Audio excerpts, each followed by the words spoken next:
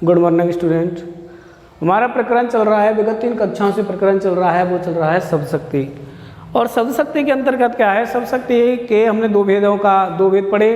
अविधा पढ़ी, अविधा के बाद लक्षणा पढ़ी, अविधा की परिभाषा पढ़ी। अविधा में परिभाषा में बताया हमने, जब शब्द का जिस शब्द शक्ति के माध्यम से शब्द का मुख्यार्थ प्रकट होता है, और मुख्यार्थ से प्रकट होने वाला शब्द क्या कहलाता है, वाचक कहलाता है।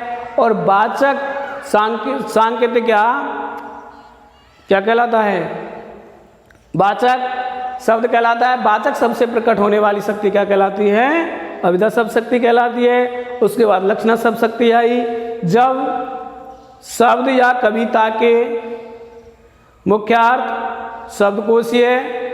शब्दकोशीय अर्थ या सांकेतिक अर्थ में बाधा उत्पन्न हो जाए, और उसमें बाधा आने पर उससे संबंधित कोई अन्य अर्थ ग्रहण किया जाता है, उसे लक्षणा शब्द शक्ति कहते हैं। लक्षणा शब्द शक्ति के बाद हमने लक्षणा शब्द शक्ति के 2 भेद पढ़े। एक भेद पढ़ा रूढ़ा लक्षणा और एक पढ़ा प्रयोजनवती लक्षणा। रूढ़ा लक्षणा की परिभाषा बताए कि किसी रूढ़ी के आधार, किसी शब्द का अर्थ किसी रूढ़ी के आधार पर ग्रहण किया जाता है। वो रूढ़ी शब्द शक्ति, रूढ़ी लक्षणा शब्द शक्ति होती है। और जब किसी विशेष प्रयोजन का आधार बना करके शब्द का अर्थ ग्रहण किया जाता है तो वह प्रयोजनवती लक्षणा होती है। शब्द शक्ति का तीसरी शब्द शक्ति आती है हमारी व्यंजना शब्द शक्ति।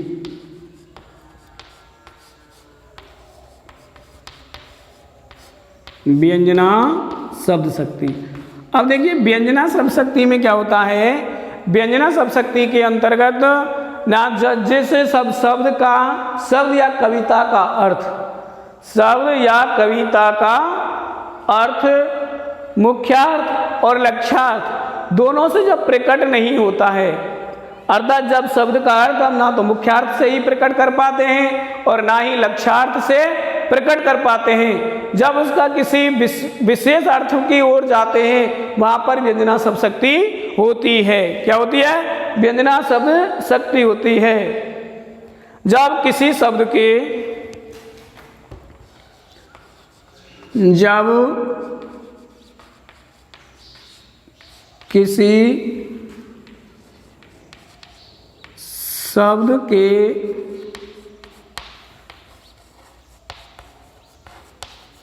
अभिप्रेरित अर्थ में, जब किसी शब्द के अभिप्रेरित अर्थ में, जब किसी शब्द के अभिप्रेरित अर्थ में, व्यंजना शब्द शक्ति की परिभाषा देखिए, जब किसी शब्द के अभिप्रेरित अर्थ में या अभिप्रेरित अर्थ में, जब किसी शब्द के अभिप्रेरित अर्थ में या अभिप्रेरित अर्थ का बोध, अभिप्रेरित अर्थ का बोध, अभिप्रेरित अर्थ का बोध न तो मुख्यार्थ से होता है,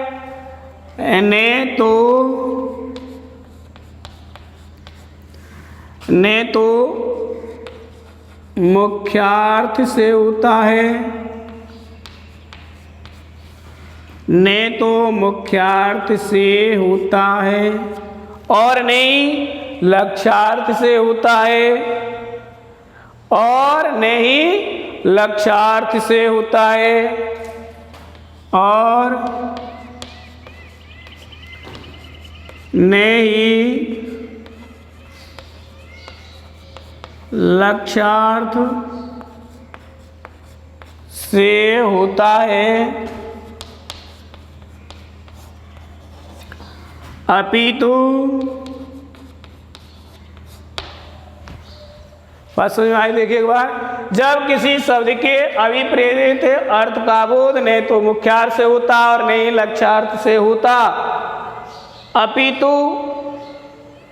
कथन के संबंध में, अपितु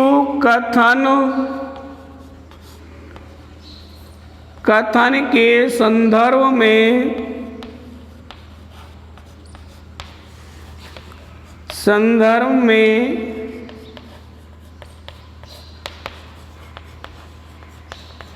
अलग अलग अपितु कथन के संदर्भ में अलग अलग अर्थ से या अलग अलग अर्थ से या व्यंग्यार्थ से प्रकट होता है, व्यंग्यार्थ प्रकट होता है,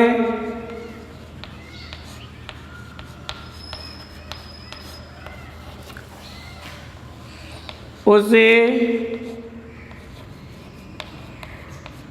व्यंजक शब्द कहते हैं। उसे क्या कहते हैं? व्यंजक शब्द कहते हैं। उसके द्वारा प्रकटित अर्थ व्यंजक शब्द कहते हैं। उसके द्वारा प्रकट अर्थ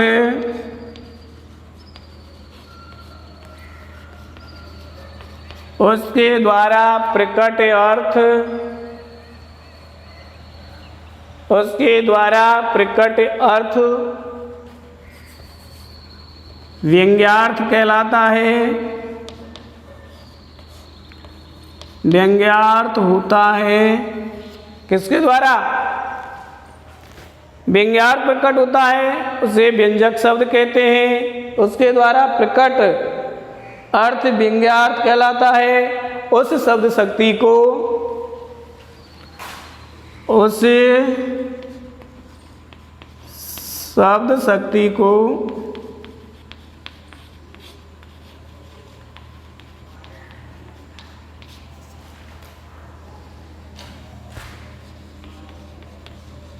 व्यंजना शब्द शक्ति कहते हैं।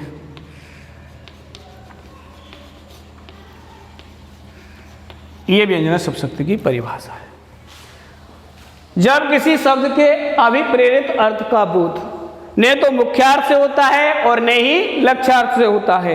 कहने का भाव अर्थात जिस शब्द के अर्थ में न तो व्यंजना न तो अविधा शब्द शक्ति से निकले और न ही लक्षणा शब्द शक्ति से निकले, अपितु कथन के संदर्भ में अर्थात जो वाक्य या कविता होती है उसके संदर्भ में अलग अलग अर्थ से या व्यंग्यार्थ प्रकट होता है। अलग अलग अर्थ से या तो अलग अलग अर्थ से या व्यंग्यार्थ प्रकट होता है, उसे व्यंजक शब्द कहते हैं। अलग अलग अर्थ से व्यंग्यार्थ प्रकट होता है, उसे व्यंजक शब्द कहते हैं। उसके द्वारा प्रकट अर्थ क्या होता है? व्यंग्यार्थ या ध्वन्यार्थ होता है। क्या होता है? व्यंग्यार्थ या ध्वन्यार्थ। क्या होता है? व्यंग्यार्थ या ध्वन्यार्थ। ठीक है ना? इसके द्वारा प्रकट अर्थ होता है, व्यंग्यार्थ कहलाता है या ध्वन्यार्थ होता है। उस शब्द शक्ति को व्यंजना शब्द शक्ति कहते हैं। अर्थात जिस शब्द को अर्थ ग्रहण करने में अविधा और लक्षणा काम नहीं करती हो, उसके बाद में तीसरी शक्ति का सहारा लिया जाता है। कौन सी का? व्यंजना शब्द शक्ति का जहां सहारा लिया जाता है वह व्यंजना शब्द शक्ति होती है। आई बात समझ में? जैसे पुजारी ने कहा, क्या कहा? पुजारी ने कहा।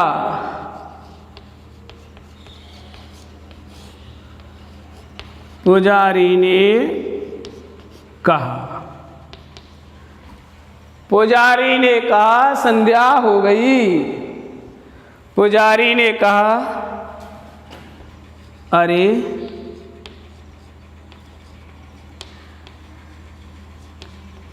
संध्या हो गई।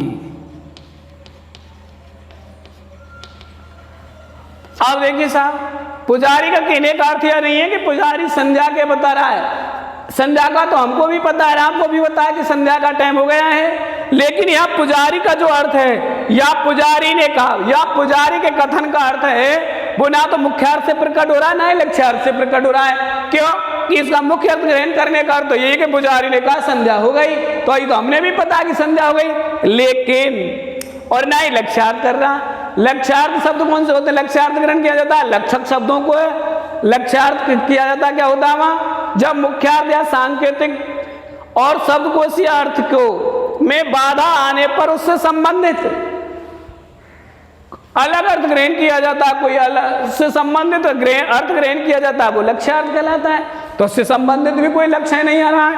तो पुजारी ने कहा अरे संध्या हो गई, तो इसका यहाँ पुजारी का कहने का अर्थ है कि पूजा का टाइम हो गया। अर्थात दोनों से ना तो इस कथन का अर्थ मुख्यार्थ ही निकल रहा और ना ही लक्ष्यार्थ निकल रहा। अर्थात यहाँ पर ना तो लक्षणाएं सब शक्ति काम नहीं कर रही है और ना ही अविधा शब्द शक्ति काम कर रही है। इसलिए अलग अलग अर्थ से अर्थात इसका अलग अर्थ ग्रहण किया जाएगा, इन दोनों शक्तियों से हट करके अलग अर्थ ग्रहण किया जाएगा। इसने कहा पुजारी ने कहा, अर्थात पुजारी ने क्या कहा? पुजारी ने कहा कि अरे संध्या हो गई। तो ये कहने का भाव है, पुजारी का कहने का भाव ये नहीं कि संध्या हो गई, पुजारी का कहने का है कि शाम हो गई है, अरे पूजा का टाइम हो गया है। अर्थात उसके कहने का भाव है कि पूजा का टाइम हो गया। इससे उदाहरण आता है, हेडमास्टर ने कहा 4 बज गए हैं। यहां बैक पूरा करें। हेडमास्टर ने चपरासी से कहा 4 बज गए हैं। तो हेडमास्टर का कहने का अर्थ नहीं कि 4 बज गए, इतना तो चपरासी भी जानता है कि 4 बजना, घड़ी देखना तो आता है। लेकिन प्रधानाचार्य का जो कहने का भाव है वो क्या है कि छुट्टी का समय हो गया है। माँ ने कहा, देखिए माँ ने कहा, माँ ने कहा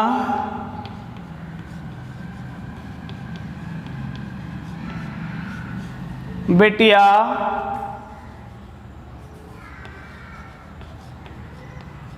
बीस बरस की हो गई। माँ ने कहा बिटिया 20 बरस की हो गई। कहने का भाव इतना तो जानना है, माँ ने कहा। तो माँ का कहने का भाव ये नहीं कि बेटी की उम्र 20 वर्ष हो गई, माँ का कहने का भाव यहाँ और ही है। अर्थात यहाँ तो ना तो माँ का मुख्य अर्थ तो यही है कि बेटिया 20 वर्ष की हो गई और ना ही लक्षण नहीं लगा। माँ का कहने का अर्थ है, व्यंजना सब शक्ति में माँ कह रही कि बेटिया 20 वर्ष की हो गई।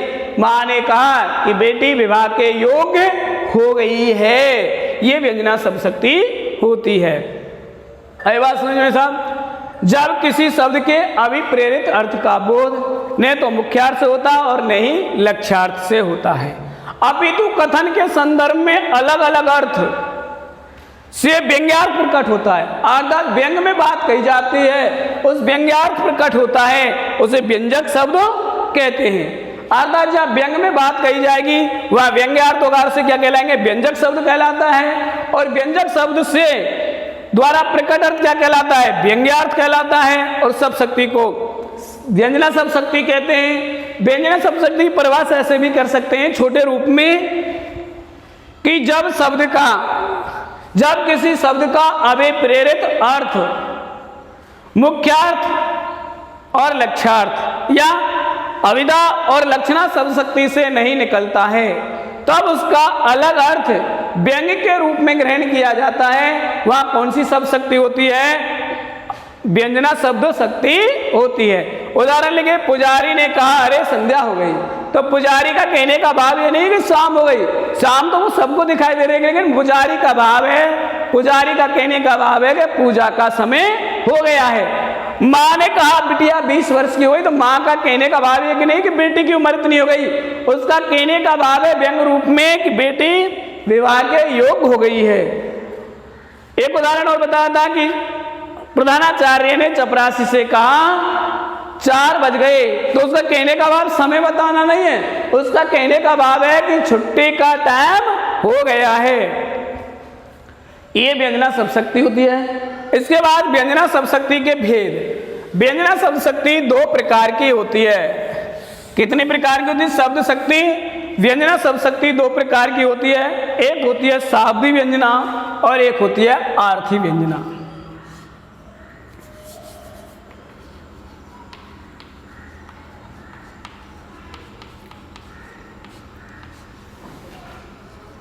व्यंजना शब्द शक्ति। व्यंजना शब्द शक्ति के दो भेद, एक होती है शाब्दी व्यंजना और एक होती है आर्थी व्यंजना।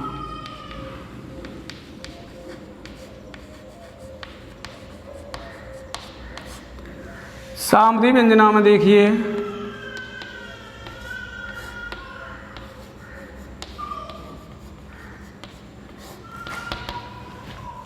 शाब्दी व्यंजना में क्या होता है, किसी भी वाक्य या पद में किसी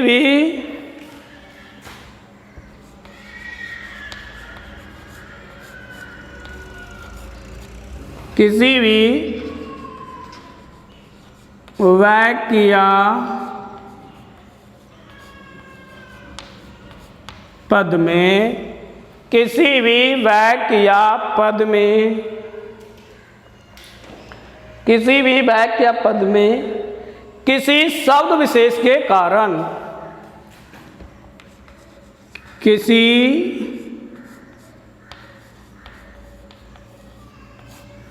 शब्द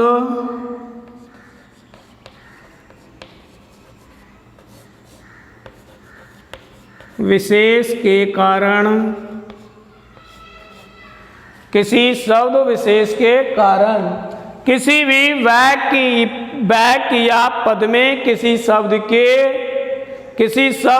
विशेष के कारण ही व्यंजना का प्रभाव बन जाता है, कारण ही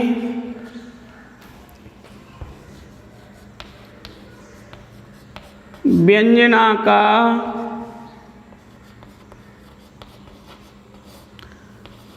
प्रभाव बन जाता है।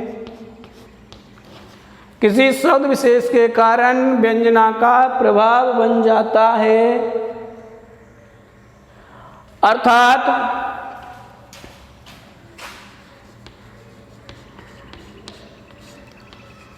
उस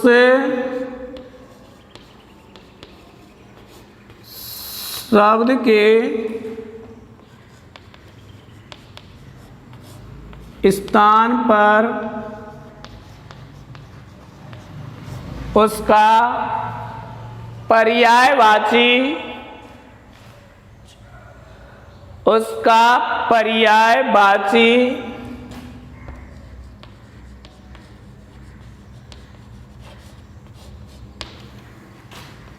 रखने पर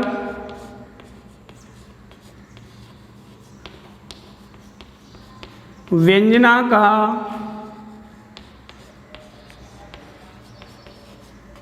प्रभाव नष्ट हो जाता है। व्यंजना का प्रभाव नष्ट हो जाता है। वहाँ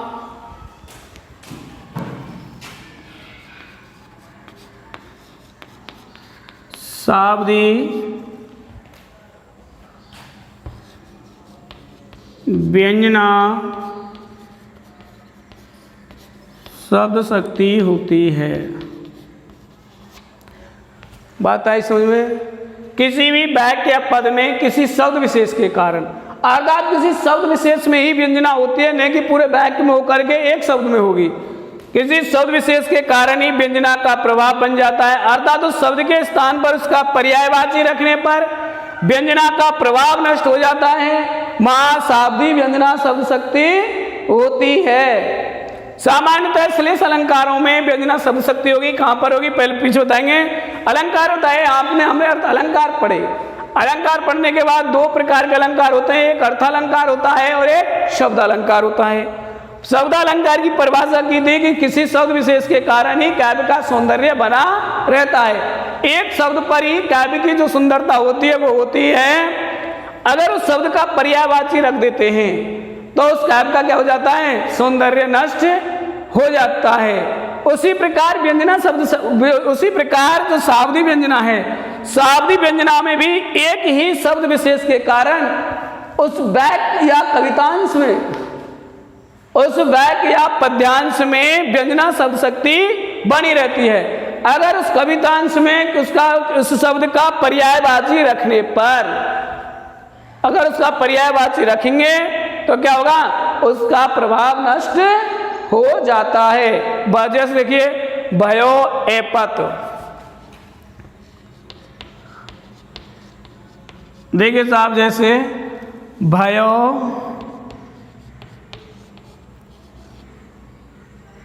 एपत, भयो एपत के कोपयुक्त, के कोप युक्त, क्या है, भयो एपत के कोपयुक्त, के बोर यही काल, के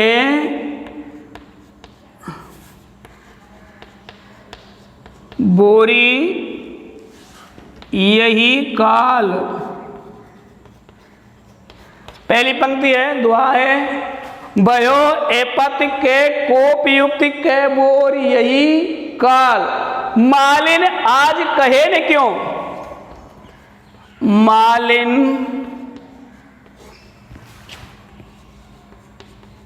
आज कहे ने क्यों, मालिन आज कहे ने क्यों, या रसाल को हाल, या रसाल का हाल। देखिए यह उदाहरण है हमारा पद्य का, पद्य है ये, भयो एपत के कोपयुक्त के बोर यही काल, ये आम के पौधा पर लिया गया है। मालिन आज कहे ने क्यों, बा रसाल को हाल, रसालन होता है आम, मालिन से कोई नायिका के नायक के ऊपर व्यंग्यार्थ में किया गया है। अब यहाँ शब्द विशेष है, जैसे एपत है, कोप है, बोर है, रसाल है, मालिन है, ये शब्द क्या है, इन शब्द विशेष में ही ये व्यंजना शब्द शक्ति, उसावधी व्यंजना शब्द शक्ति है। अगर इनके स्थान पर इसका पर्यायवाची रख देंगे तो क्या हो जाएगा, इनका पर्यायवाची रखने पर इसमें व्यंजना का प्रभाव नष्ट हो जाएगा।